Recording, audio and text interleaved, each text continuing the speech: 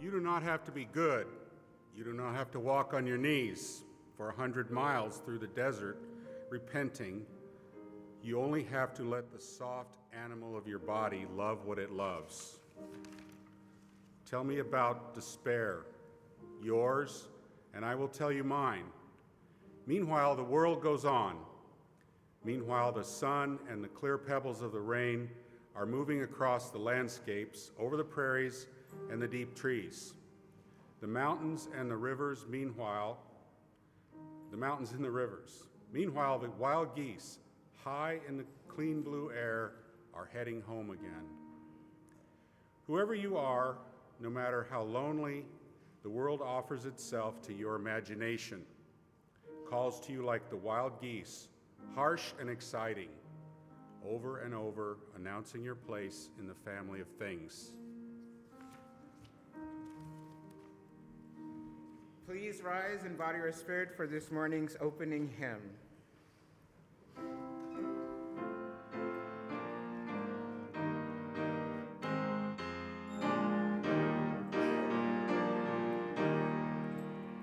Sing out praises for the journey, pilgrims we who carry on, searchers in the soul's deep yearnings, like our forebears in their time.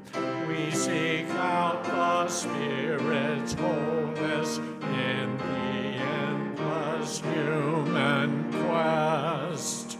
Look inside your souls, the kindling of the hearth fire pilgrims new. Find the Spirit always restless, find it in each mind and heart. Touch and hold that ancient yearning, kindling for a newfound truth. Stand we now upon the threshold, facing futures yet unknown. Hearth behind us, wayside hostel, built by those who knew wild roads. Guard we ere their sacred embers carried in our minds and hearts. Good. That mic's just a skosh hot, would you say? Again, good morning. Good morning. Nobody here enjoying the sunshine and the crisp air? Should we brag about our fall temperatures here? What might it be today? 75? Is that what it's supposed to be? No bragging. We are the Unitarian Church of Baton Rouge, and I'd like to welcome you. My name is Reverend Chris Long. Please turn the mic down just a little. I am the Minister of Congregational Life here. My pronouns of choice are he, him, his. Those joining us on live stream, a good morning and welcome to you. We've been doing a little bit of assessing how are people showing up to our services, and we looked at our live stream viewership, and we can tell now that we have a gaggle of people that do come quite regularly. And I wanted to thank you all for showing up as you do, as I look into the camera on Sundays as you have. And those who are chiming in and want to be silent, please don't put anything in the chat. But for others, we'd like to know you're here. So please, and thank you for joining us on our YouTube channel. If you're visiting us here for the first time, we are glad that you have decided to join us for worship this morning. Please do join members and friends of the congregation in the reception area that's out here to my left for coffee and fellowship. Today's announcements. Who here is ready for announcements? Let's make some noise for announcements. Woo, woo, woo, woo, woo. It's not usually that verbose or exciting for announcements, but let's bring it on. For middle hour today, we have that's from 10:15 to 11:15. We have Faith in Practice, storytelling through art with Leslie Grover, and that's in room 5. We have Faith Exploration, where we'll be looking more, focusing on our 8th principle, which is If you come to room 6, you'll learn more about it in this church deep dedication to looking at the oppressions that are within us all as we engage in the systems in our world to do our best to dismantle them within ourselves and within our society. Social justice team meeting.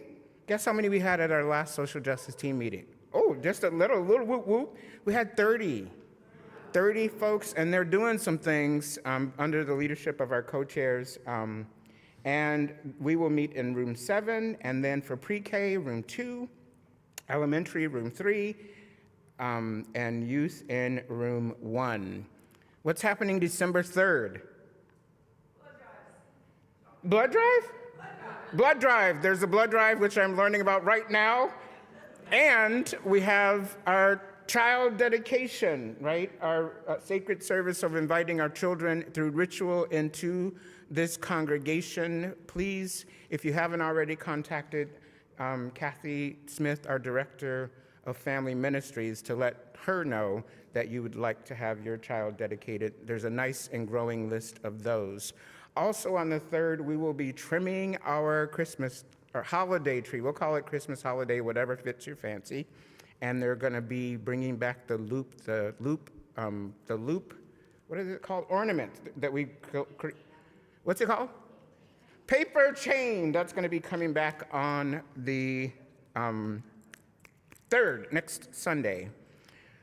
We are very, very, very, very, very, very, very close to the end of this year's pledge drive. We got about 142 still left with way loads turned in, but today, during the second service, we'll be auctioning off, without breaking my neck, our collage picture here for names that are submitted in our pledge basket, and we'll be drawing that during the second service. You can stay if you want to for that drawing, or you can not come. Okay. Again, we are glad to welcome you to the Unitarian Church of Baton Rouge. And this morning, say this morning, we are delighted and honored to have one of our 8 members of our current preacher pack who will be sharing the service today, Dr. Holly Haymaker. Whoop, whoop. Show us what you're working with. So Holly will be musing us with the title of Duking It Out with Ralph Waldo Emerson. Let's give it up for Holly as she comes forth.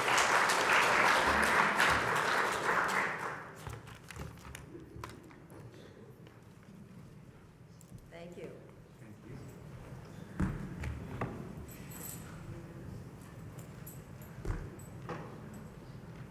I don't know where that came from. Hi. Hi. I have trouble hearing, so if you can't hear what I'm saying, go like this, okay? And I'll tell the people who control these things. I also have trouble public speaking, though my ploy when I used to be a social studies teacher a million years ago was start an argument and the kids will take over the whole rest of the class. Basically, this is what I'm talking about with Ralph Waldo Emerson. Anyway, here goes. Who was this Ralph Waldo Emerson, this big name among Unitarians? Well, here's some basic background because I've taken informal surveys and a lot of people don't know who he was. He was the second son of a minister, and that was the path his family chose for him. Many things did not work out for him. His father died young, and he grew up in poverty. His mom had to have a boarding house. He had some wonderful influences on his life. He had this very eccentric aunt who argued with him a lot, paid for his college at Harvard, where he was a very mediocre student, and challenged his thinking for the rest of her life. Here's to Mary Moody Emerson. And he did seek out many other thinkers. So was he really self-reliant, I ask you? He did go into the path chosen by the family, the ministry, but was no good at pastoral care and didn't agree with the rituals of the Unitarians, who he felt were too stuck in tradition. He liked to think of himself as a poet, But he was lots of things. He was a philosopher, a family man, a farmer, and ultimately a talking head, a public intellectual.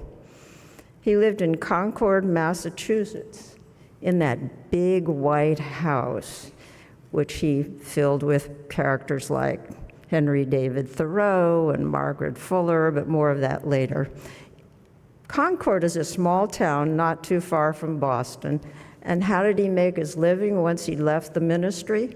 Well, he figured out a way to do it. He gave the sermons without having to fool with the pastoral care, which he hated and wasn't any good at. This was a time of America's expansion into the West and the Industrial Revolution. It was a very dynamic and exciting time in America. But, as you know, there was no TV, no Discovery Channel, no NPR, no PBS, no radio. But Americans wanted to know more about the exciting things going on in the world, like science, history, farming, and engineering, and maybe even religion. The first adult education outreach in the country was called the Lyceum Movement, and Emerson was one of their star lecturers. So during the winter months, he went from town to town, earning his living, and it wound up being a decent living, giving lectures. Why was he famous? I mean, there were other lecturers. It was in part the company he kept. He kept the company of, as I mentioned, Thoreau and Fuller and Hawthorne and Bronson Alcott, Louisa May's dad. He made enough money to finance them financially. Bronson Alcott just couldn't keep a dime. He was hopeless at earning money. That's part of the reason Louisa May wrote Little Women, to keep food on the table. He was a major figure among the transcendentalists.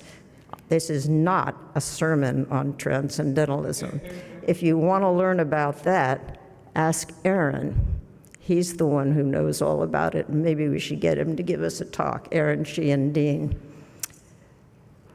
Another reason for his fame was that his name was out there. The guy gave 1,500 lectures during his life, and he wrote 25 books. And although he wasn't political early in his life, he did become famous because he was out there.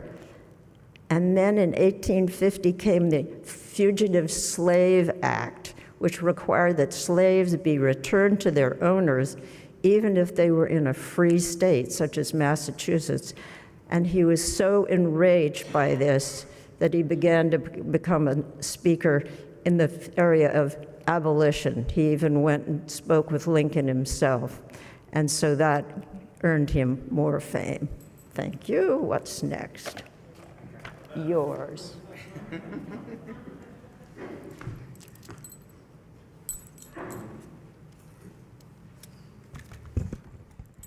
The sharing of stones ritual here at the Unitarian Church of Baton Rouge is a time in our service where we turn the mic down just a little, where we take pause to come forth to share stones as we honor the joys and sorrows of our lives with this community. Visitors are always welcome to take part in this ritual.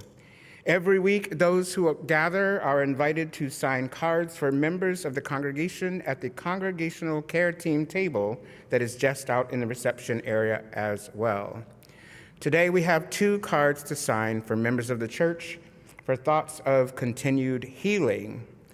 First, we have a card for Kathleen Kreidler, who is recovering from hand surgery. Next, we have a card for continued wishes of good healing for Margie Ford following a recent back surgery. Those who would like to take part in this ritual, please come forth lining up on the east or west walls of the sanctuary, and if for more ease, if you feel comfortable coming down the middle, please do that as well. Our stones ritual begins.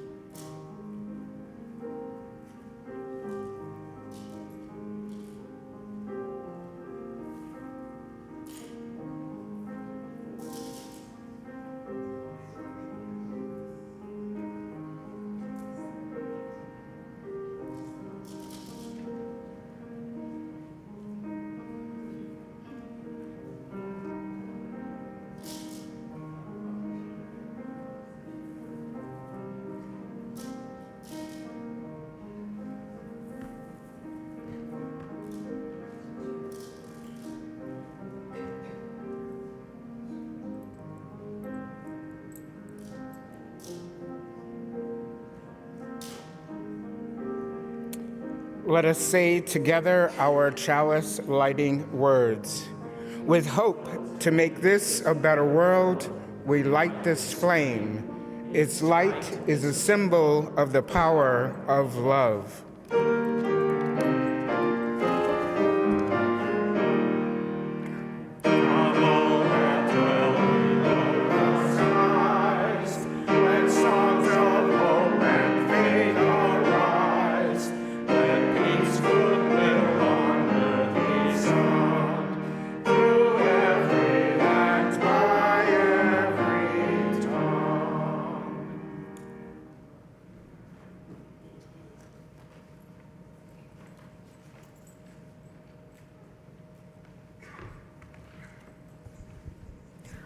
On self-reliance.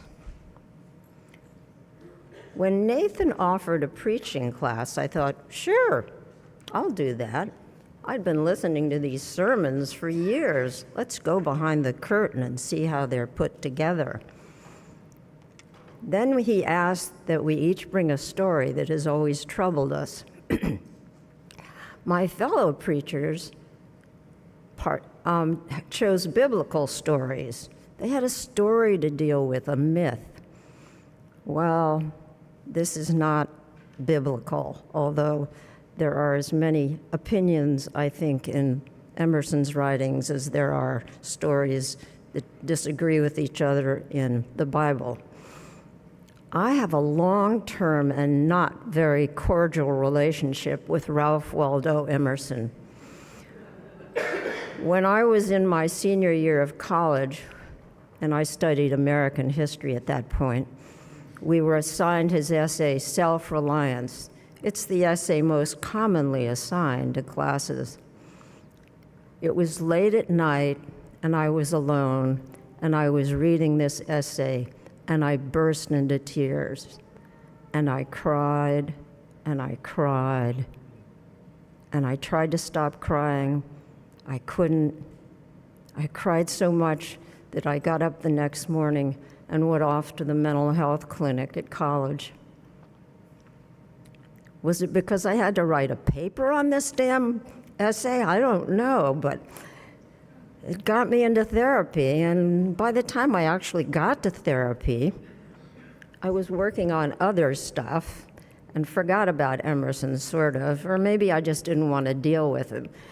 But I never fully answered to myself the question why it so upset me. There's a lot there that's upsetting in Emerson.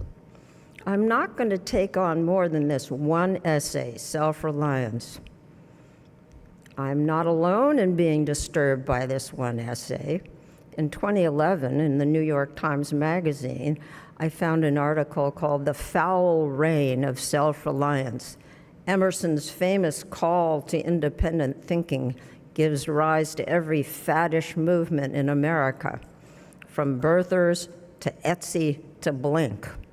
Well, we'll get to that, but first, my personal response to self-reliance. I've been chewing over this essay for years, but I just didn't really want to deal with it. But about a dozen years ago, I wrote this poem. Listen, after reading Self-Reliance, I was only 22 when I ran into that goddamn beak-nosed Ralph Waldo Emerson, him with his opinions. I'm telling you what to do, he says, but I'm not telling you what to do. Stop checking off boxes. Stop that unpleasant pleasing. Who to trust? No one. Trust only your inner voice, only you. I was 22, a whiz at checking off boxes. Boxes keep you busy. Busy is a fine salve for angst. What elusive, befuddled inner voice. I've had it out for Emerson ever since.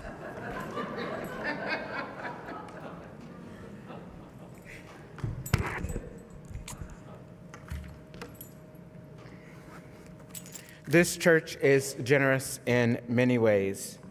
One of those ways is that we, with great humility, we share one half of our month's offering with the local organization that is extending our mission and vision into the community. This month, our collected offering will be shared with the Holy Grill. The Holy Grill is a significant program of the Interfaith Federation of Greater Baton Rouge, and it is a program here spanning over 30 years that provides meals and other programs to the residents in the Zion City area. This church has been involved in sustaining and supporting the Holy Grill since 1987. As the holiday seasons are here, can we believe it's already holiday season, almost full throttle? Our very own Becky Curo, our Director of Outreach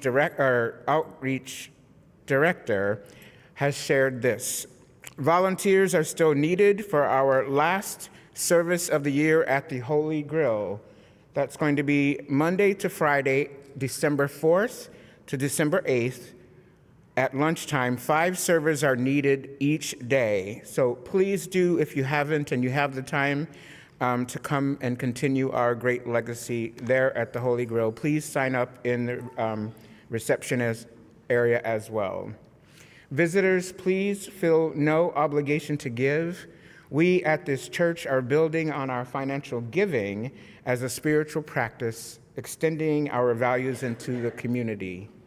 This morning's offering will be gratefully accepted and shared in the same spirit. Please give generously if you can. Will the ushers please come forward?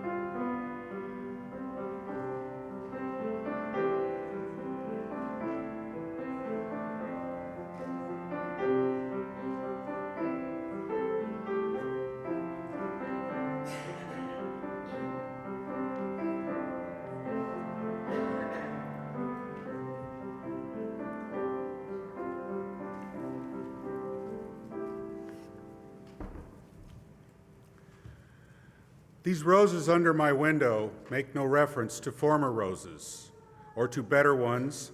They are for what they are. They exist with God today. There is no time to them. There is simply the rose.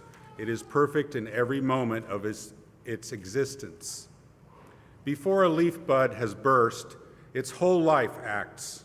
In the full-blown flower, there is no more. In the leafless root, there is no less. Its nature is satisfied, and it satisfies nature in all moments alike. But we postpone or remember. We do not live in the present, but with reverted eye lament the past, or heedless of the riches that surround us, stand on tiptoe to foresee the future. We cannot be happy or strong until we too live with nature in the present, above time.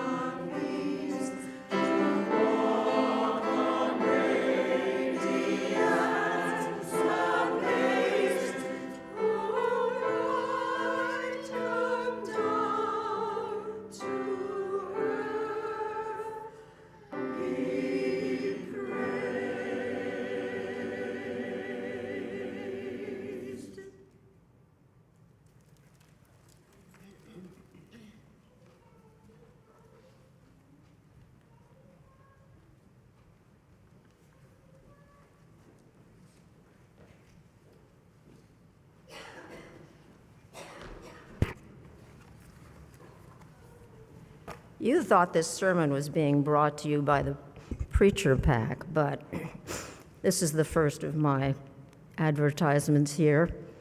It is so wonderful to sing with this choir, with these our director and our amazing musical, what are you? The woman in charge of music. She's amazing. No, I'm sorry, the person. Oh, well. That's one of the charms of this church. You can make mistakes and live through it. So I'm very good at that. So onward. So anyway, even if you can't read music, you can stand between two good people and you can sing it out. So why duking it out? Why this title? Am I wrong in thinking that traditional Christian teachings are taught for us to obey rather than argue? This is rather more true among the fundamentalists. However, Judaism has the tradition of the Midrash, a collection of rabbis who argue the meaning of the Torah, the Old Testament. I'm not Jewish, and neither was my father, but he was the captain of his college boxing team, and then a lawyer. I asked him why he liked boxing. He said, "I just like man-to-man combat," he said. So I was raised not on acceptance and philosophic contemplation so much as on, well, dueling opinions, often loud dueling opinions at the supper table. I caught on early, my mom told me. When I was 3, I went to the zoo with them, and I roared back at the lions. So trained by my father, rather than contemplating today, I choose to duel, or in my father's tradition, to box, with decent rules, of course. All the language from Ralph Waldo Emerson comes from his essay on self-reliance. And thank you very much for playing Ralph Waldo Emerson. Jeff Gauger, the incredible, all right. Got it? All right. Our contenders. In this corner, we have Ralph Waldo Emerson. We could never find a picture of Ralph Waldo Emerson in a hat, or he'd have one on. And in this corner, his opponent, the exasperated lightweight Holly Haymaker. Ding! Emerson comes out swinging with epigraphs, in Latin no less. Ne te quaeseveris extra. Do not seek outside yourself. To believe what is true for you in your private heart is true for all men. That is genius. Wait a minute. First you confuse us with Latin. Whack. And then you say what is true for you applies to all men, and that is genius. Who made you a God-given genius? I punch him in the gut, really, so.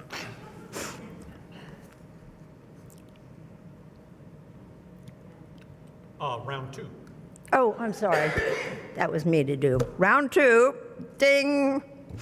He who would gather immortal palms must not be hindered by the name of goodness. Nothing is sacred but the integrity of your mind. Okay, so if you wished to be immortal, forget goodness. Is that what you're saying?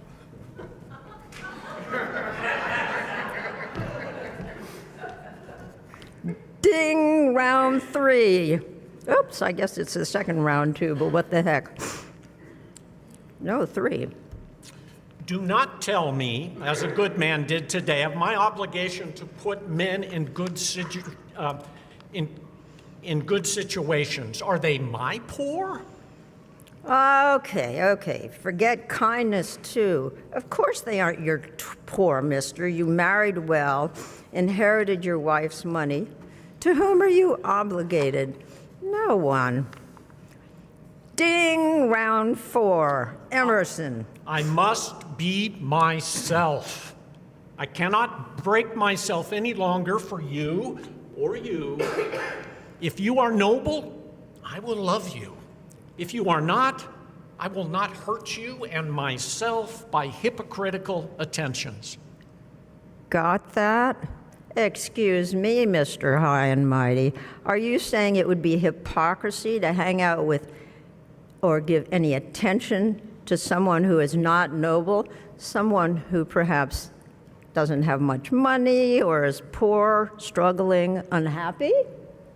Ding! Round 5. Discontent is the want of self-reliance. It is infirmity of will. What? So if things aren't going well for us, it's all because of ourselves, right? It's our fault.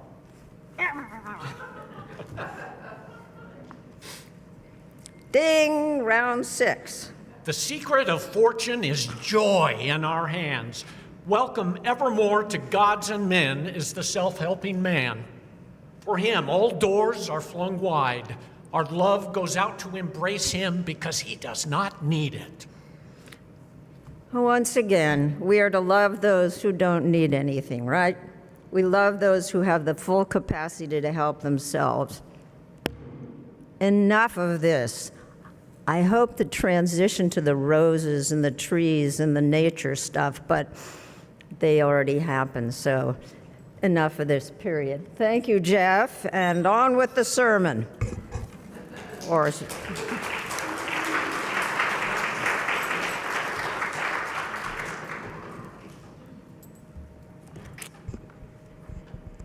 a person will worship something. A person will worship something, have no doubt about that. We may think our tribute is paid in the secret, in the dark recesses of our hearts, but it will come out. That which dominates our imagination and our thoughts will determine our lives and our character. Therefore, it behooves us to be careful what we worship, for we are worshiping, for what we are worshiping, we are becoming.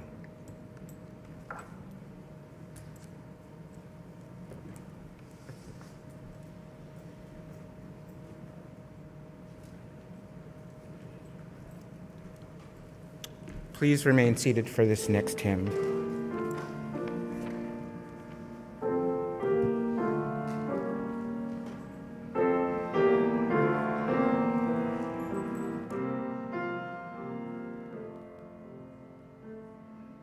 Voice still and small, deep inside long, I hear you call, singing. In dark and rain, sorrow and pain, still you remain, singing. Calming my fears, quenching my tears, through all the years, singing.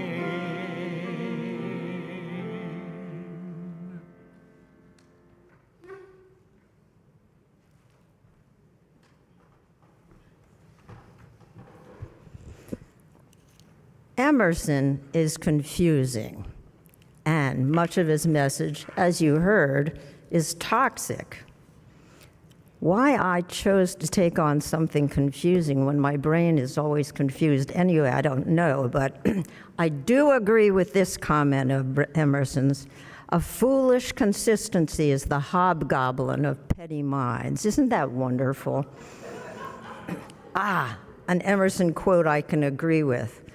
I do not have an orderly mind, so leapfrogging from one topic to another, this I understand. My delightful mother was not a pugilist. She had a mind kind of like mine, and I love her aphorism, "Order in and of itself has no great value, but it sure makes life easier." Thanks, Mom. But Emerson goes on to declare that he will not apologize for changing his mind. Are we surprised that he's not likely to apologize? No, but I do wish he were more understandable. And I was not alone in that. In an essay that begins, "Emerson was a biographer's nightmare," by Emerson scholar Lloyd Roller, Roller says, and I hope this is not too confusing, Emerson's indirect presentation of his ideas through metaphors and allusions allowed the audience to focus on his observations without comprehending the ideas they represented.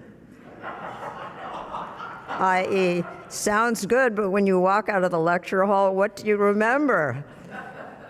Which is to say, he wrote great aphorisms, brief sayings, but taken as a whole, it's hard to understand what he was saying. One woman who attended a lecture at the time remarked that she liked to go to his lectures, not so much for what he said, he just liked to be in his presence.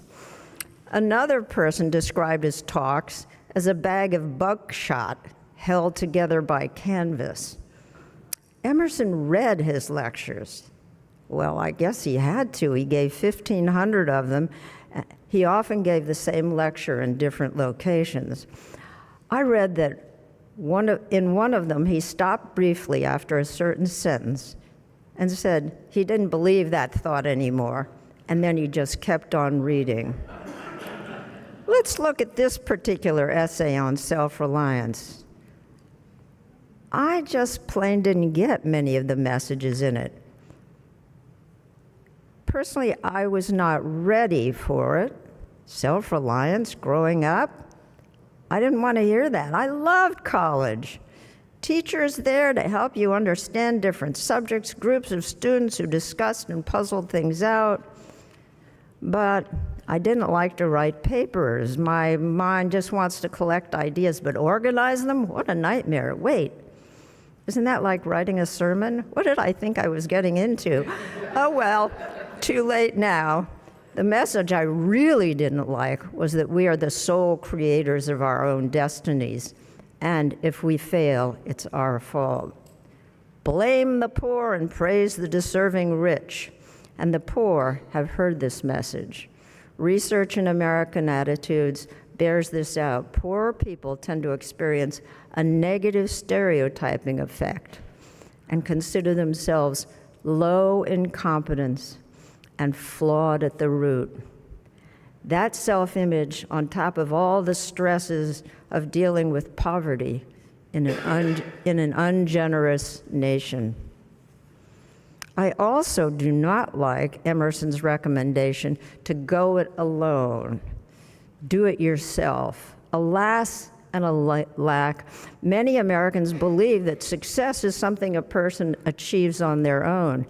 And people who do have financial success are likely to judge harshly those who are not successful and are more inclined to deny the inborn advantages of any outside help they receive. To use not a football, but a baseball analogy, in truth, most people who succeed financially were born on third base.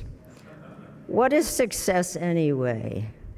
Friendships and our sense of community are what really help us live well, that help us relieve anxiety and really make our blood pressure decrease. So bottom line, Emerson's words in this essay endorse this toxic myth called the American dream, that lie that if we work hard and live correctly, we too can have a house, a job, and a happy family. Many Americans have bought this toxic myth and are puzzled and upset and angry when it doesn't come true. Why did this happen to me? So who shall they blame? Immigrants? welfare queens, all those damn women taking the jobs that belong to men.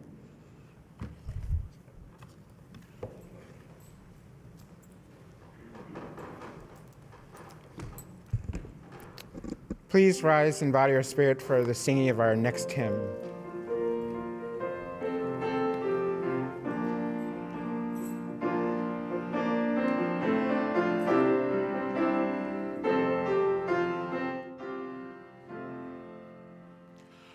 Good friends from whom we soon must part, where are we bound? Hands and voices lift my heart, here is my home. For those who dark light, where we bound? Come morning, come night, here is my home. For those who work in harmony, where are we bound? We'll live in unity, here is my home. Come darkness, come light, where are we bound? Come morning, come night, here is my home. If we can join ourselves in song, where are we bound? We have gone, here is my home.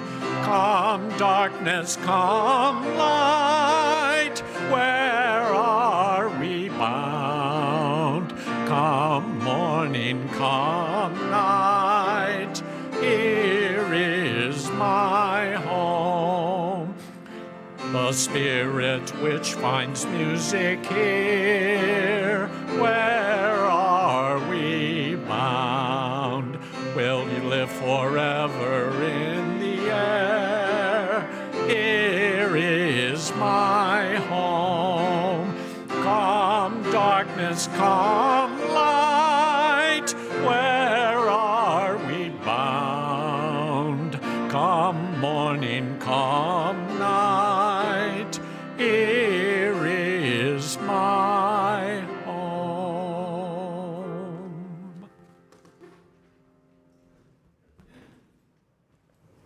Oh, good. Here is my home.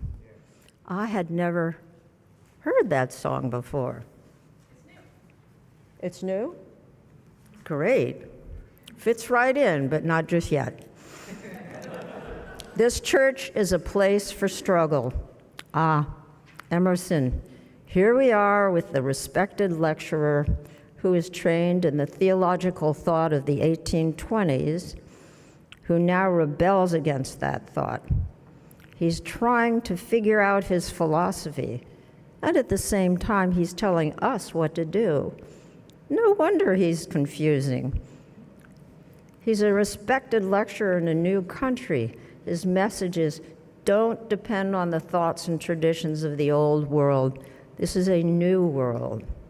He's a respected lecturer at a time when the presidency of his country changes from old New England or Virginian aristocracy of the founders to the opportunistic populist and rough frontiersman Andrew Jackson, a Southerner who is famous for his cruelty to Native Americans. It was a confusing time, and it still is. And there I was at 22, between the prescribed life of a college student. I confess it was pretty cushy. And I was about to graduate into what will be my new world. I was unsure of my future path. I was confused. I was upset. I had been presented with the existential dilemma. What is the meaning and purpose of my life? And here I am telling you about it many years later, telling you about it in this place, my home. This place fosters curiosity, compassion, community. Here we have our preachers who may lead us in thought, but better not tell us what to think. Here we are offered a chance and a challenge to take on new roles that may be uncomfortable, but we accept our mistakes. Here we are willing to be confused and wrestle with the issues. Here we are responsible for ourselves. Here we must govern ourselves, and organize everything from who makes the coffee to who makes the budget. If you are a searcher, if your intuition tells you that some things no longer make sense to you, if you are not willing to agree what you've been told in the past, you can come here. You don't have to have the answers, and we won't give them to you. But we are a community, and we are responsible for ourselves and ultimately for each other. Here's the second advertisement. This sermon is also brought to you by the membership committee. I happen to be on it, and I'm supposed to be in charge of leadership development. Now, I'll come up and ask you if you're interested in a role in leadership or just in a committee. But it sure would be helpful if you would tell us first what you're interested in. Some of you should have gotten a talents and time piece. Thank you, Kayla. And if you have one, and you've had one in the past but not filled it out, try filling it out this time. Please, look it over. It'd be great if you'd do it today, but I don't want to come and ask you to lead singing if you think you're tone deaf. Certainly, they never have me singing, so I just have to have a good tenor on each side. Okay. So before you race out of the sanctuary today, go up to Carolyn Stutz, get one of these and fill it out. And give it back to Carolyn, or give it to me, or give it to, yeah, that'll do. Or put it on the membership table.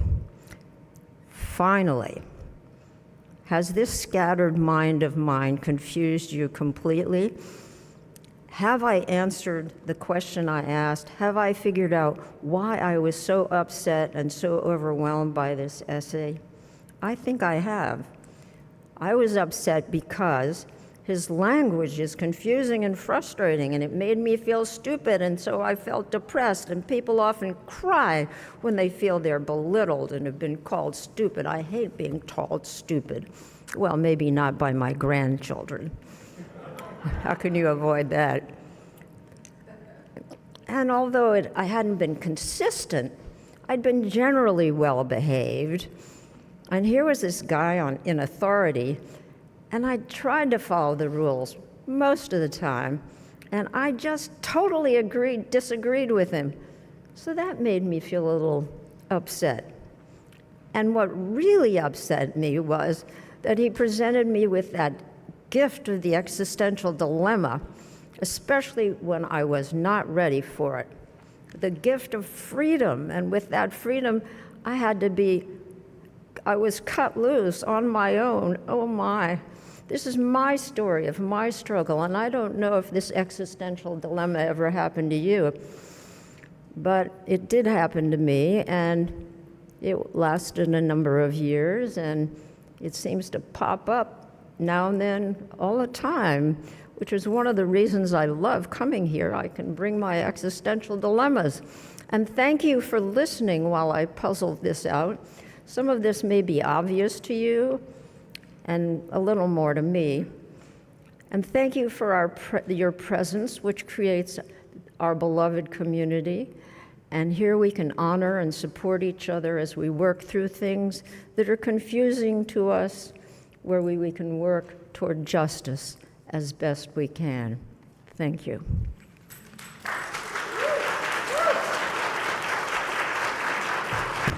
Please rise in body or spirit for our closing hymn. Gonna lift our sister up.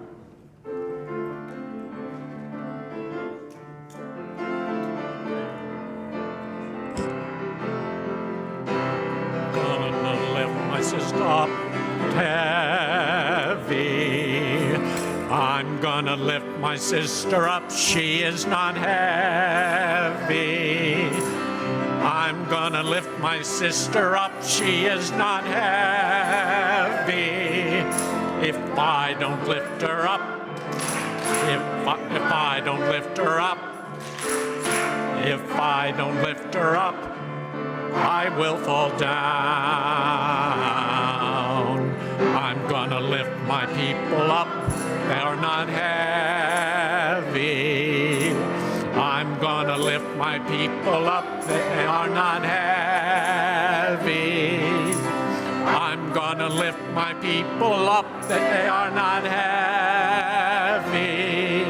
If I don't lift them up, if I don't lift them up, if I don't lift them up, I will fall down.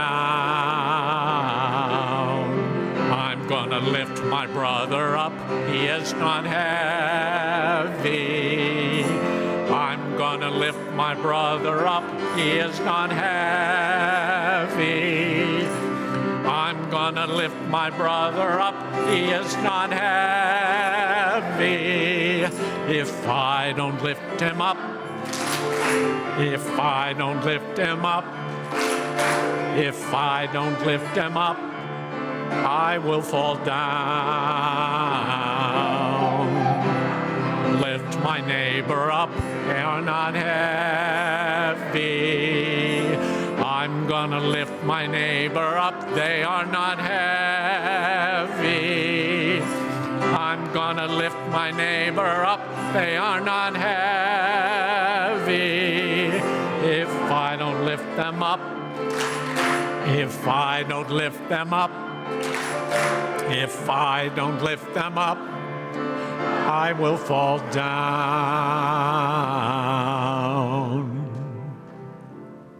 Take courage, friends. The way is often hard, the path is never clear, and the stakes are very high. Take courage, for deep down there is another truth. You are not alone.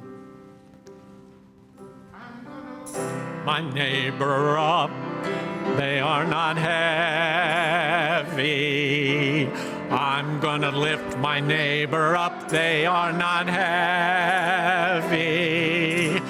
I'm gonna lift my neighbor up, they are not heavy. If I don't lift them up, if I don't lift them up, if I don't lift them up, I will fall down.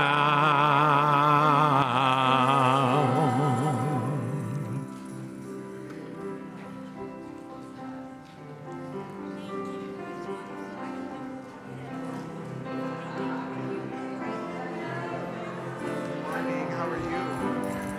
Good, Reverend Chris.